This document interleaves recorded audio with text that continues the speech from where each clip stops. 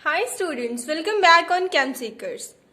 सो पिछली वीडियो में हमने डिस्कस किया था सॉल्युबिलिटी के बारे में, हमने पढ़ा था हेनरीज लॉ के बारे में। सो आज हम डिस्कस करने वाले हैं वेपर प्रेशर के बारे में, vapour pressure of liquid solutions, liquid solutions के वेपर प्रेशर के बारे में। अब वेपर प्रेशर तो वेपर्स का प्रेशर होगा और वेपर्स बनेंगे कहाँ? लिक्विड्स में। तो वही हम डिस्कस करने वाले हैं। सो वेपर प्रेशर हम देखते कहाँ पे हैं? फर्स्टली अगर हम बात करें ओपन कंटेनर की, तो ओपन कंटेनर में क्या है? ओपन कंटेनर में देख लेते हैं, जो सरफेस के जो मॉलिक्यूल्स हैं, सरफेस के जितने भी मॉलिक्यूल्स होते हैं उनमें सरफेस टेंशन क्या होती है? कम होती है as compare to the molecule of bulk. So surface molecule will evaporate, surface के जो मॉलिक्यूल होंगे वो इवेपोरेट होंगे due to the less force of attraction. अब ये वाले मॉलिक्यूल इवेपोरेट होके कहाँ जाएंगे? एटमॉस्फेयर में। तो हम इनका तो वेपर प्रेशर मेजर ही नहीं कर सकते कि ये कितना, ये वाले वेपर्स कितना प्रेशर लगा रहे हैं, वो तो हम मेजर कर ही नहीं सकते। सो हम वेपर प्रेशर कभी भी ओपन कंटेनर में नहीं देखते। कहाँ देखते हैं वेपर प्रेशर? हमेशा हम वेपर प्रेशर में हम क्लोज कंटेनर की बात करते हैं।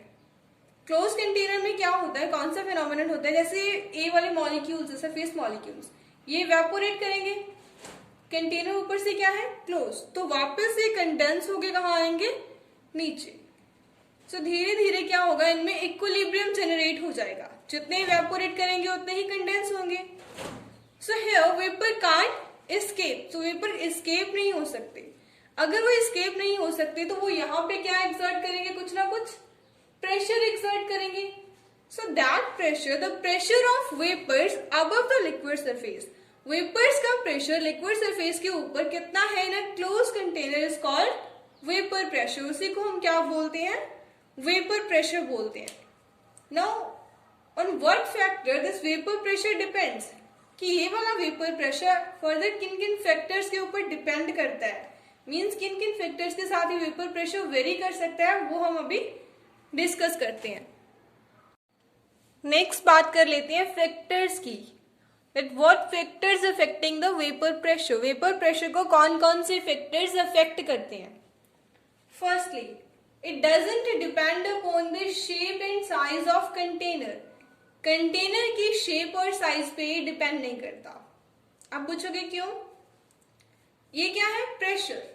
so pressure क्या होता है? force per unit area, force per unit area। so container कितना भी बड़ा हो, हमें पर यूनिट फोर्स कितना लगा रहा है वो ये देखना है वेपर्स का। सो कंटेनर के साइज और शेप पे तो वो डिपेंड नहीं करता। Secondly, it depends upon the nature of substance, ये सब्सटेंस के नेचर के ऊपर डिपेंड करता है।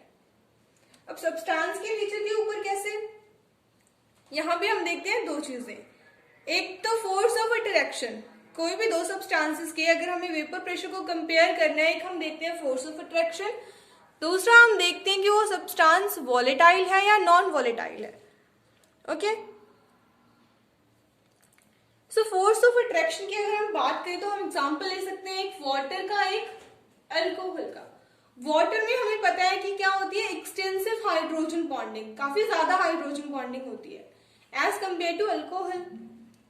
सो वेपर प्रेशर क्या होता है? Inversely proportional to the force of attraction, means जितनी फोर्स ऑफ अट्रैक्शन ज्यादा होगी वेपर प्रेशर उतना ही क्या होगा? कम होगा, right? So here less hydrogen bonding means less force of attraction, so it can evaporate easily, it means it has high vapour pressure. इसके vapour ज्यादा बनेंगे तो इसका वेपर प्रेशर भी क्या होगा? हाई होगा। सेकेंडली, हम बात कर लेते हैं इनके नेचर की, वॉलेटाइल है या फिर नॉन वॉलेटाइल है। अब वॉलेटाइल और नॉन वॉलेटाइल क्या होते हैं? वॉलेटाइल वो सब्सटेंसेस जो इवेपोरेट हो सकते हैं और नॉन वॉलेटाइल वो सब्सटेंसेस जिनमें इवेपोरेशन की कैपेसिटी नहीं होती, जो इवेपोरेट नहीं हो सकते।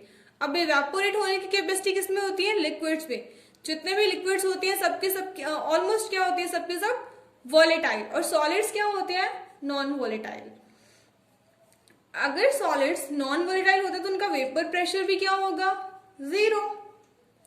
और वॉलेटाइल की बात करें तो वाटर, अल्कोहल, इट मीन्स कि वॉलेटाइल है, वेपर्स बनते हैं, मतलब कुछ ना कुछ वेपर प्रेशर इनका हमेशा होता है, नॉन जीरो होता है vapour pressure. So vapour pressure depends upon the nature of substance. So third factor on which vapor pressure depends is temperature. So temperature का तो हमें पता ही है कि जितना ज्यादा हम लिक्विड्स को हीट करेंगे उतना ज्यादा वो इवेपोरेट होंगे, मीन्स उतने ज्यादा वेपर बनेंगे, और जितने ज्यादा वेपर बनेंगे उतना ही ज्यादा वो प्रेशर क्रिएट करेंगे. It means with increase in temperature vapour pressure भी क्या होता है, इंक्रीज होता है. सो अगर हम ग्राफ प्लॉट करें वेपर प्रेशर और टेम्परेचर का, तो कुछ इस तरीके का ग्राफ इनमें बनता है. सो नेक्स्ट हमें बात करनी है vapour pressure of solution containing volatile solute. किसी सॉल्यूशन के अंदर क्या प्रेजेंट है, वॉलेटाइल सोल्यूट. वॉलेटाइल मीन्स ऐसा सोल्यूट जो इवेपोरेट हो सकता है, मीन्स लिक्विड सोल्यूट प्रेजेंट है. और सोल्यूट क्या होता है, सॉल्यूशन के अंदर वो वाला कंपोनेंट जो क्या हो लेसर अमाउंट में हो, वो होता है सोल्यूट.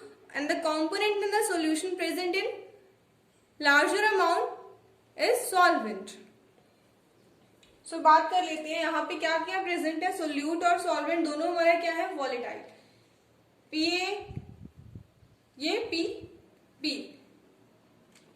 नॉट ए यहाँ पे है इसका प्योर लिक्विड का vapour pressure, means P naught A is the vapour pressure of pure liquid A and P naught B here is the vapour pressure of pure liquid B.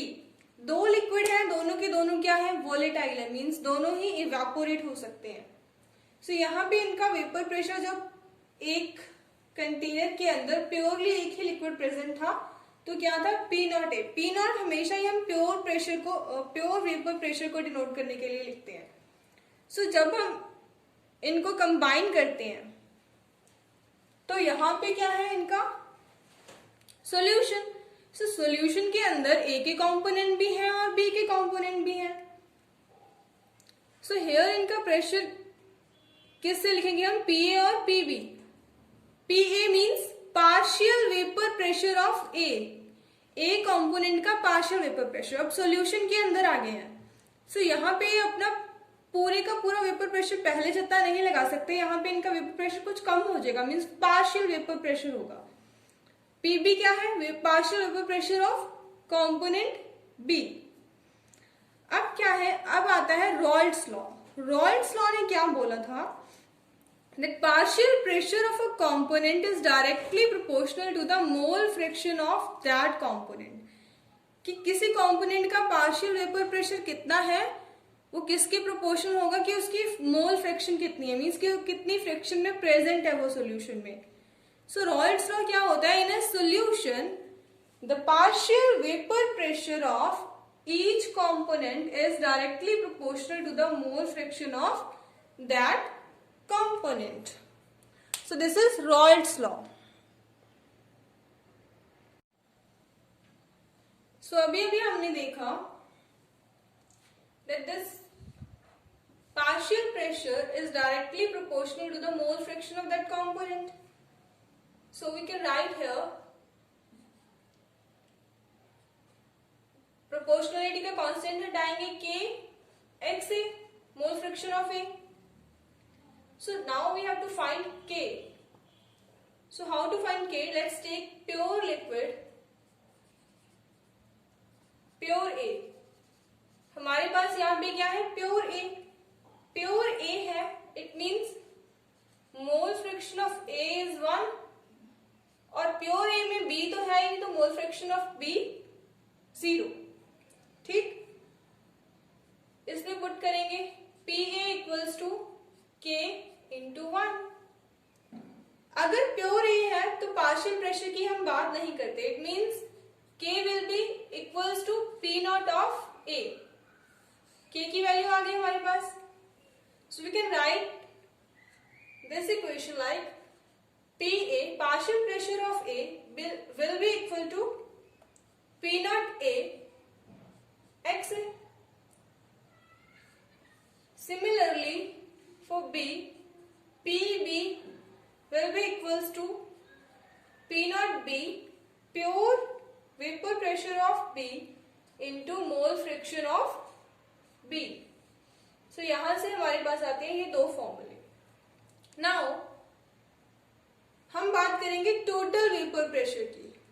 Total pressure P T that is equals to partial pressure of each component। और यहां से हमारे पास आता है क्या, Dalton's law of partial pressure, वो हम अभी डिस्कस करते हैं। So next is Dalton's law of partial pressure. So Dalton's law of partial pressure क्या कहता है, according to this law total pressure over the solution in a container will be the sum of partial vapor pressure of each component in the solution। मतलब किसी solution का total pressure कितना है वो किसके इक्वल होगा, उस सॉल्यूशन के जितने भी कंपोनेंट्स हैं सबके पार्शियल वेपर प्रेशर को सम अप कर दो। So total vapour pressure here हमने क्या लिया था, हमने दो कंपोनेंट का सॉल्यूशन लिया था P A and P B. So उनका पार्शियल प्रेशर कितना था, PT will be equals to PA plus PB। PA and PB क्या है, partial vapor pressure of A and B respectively। So here P total अभी हमने देखा था PA किसके इक्वल था, P not A xi A। It means P not A into the mole fraction of A। और PB किसके equal था, P not B into mole fraction of B। So here P total PT will be equals to P not A xi A plus P not B xi P। So this is the Dalton's law of partial pressure। So अभी हमें discuss करनी है vapour pressure plot. So for that firstly we have to assume that component A is less volatile than that of the component B। मतलब जो component A है उसके vapours कम बनेगी, वो कम वेपराइज होगा as compared to that of B। It means vapor pressure of pure A is less than that of the vapor pressure of pure B। A का vapour pressure B से क्या है, कम। Similarly हमने plot में भी वही show किया हुआ है। A का वेपर प्रेशर हमने यहाँ पे शो किया है और प्योर B का हमने यहाँ पे किया है। मीन्स कि प्योर B का ज्यादा है प्योर A के वेपर प्रेशर से। अभी देखो यहाँ पे क्या है, सिर्फ प्योर A है। इस लाइन पे, इस पॉइंट पे क्या है, pure A। It means mole fraction of A कितनी होगी 1 और मोल फ्रैक्शन ऑफ B कितनी होगी 0। और यहाँ पे क्या है, प्योर B।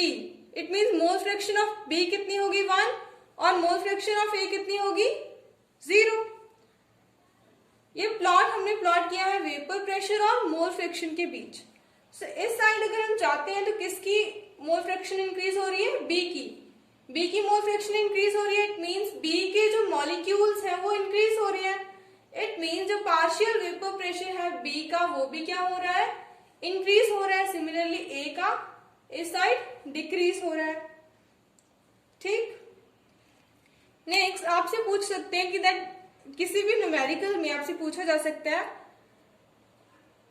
कि मोल फ्रैक्शन बताओ वेपर फेज के कंपोनेंट्स में, कि कंपोनेंट्स की मोल फ्रैक्शन बताओ जब वो वेपर फेज में होती है। सो उसके लिए हमारे पास Dalton's law of partial pressure से एक फॉर्मूला बनता है, वो आप याद रखेंगे। वो क्या है, partial pressure of that component will be equal to mole fraction of that component into the total pressure. So this is the formula determine the vapor phase composition। So this is for now students, thank you so much for watching।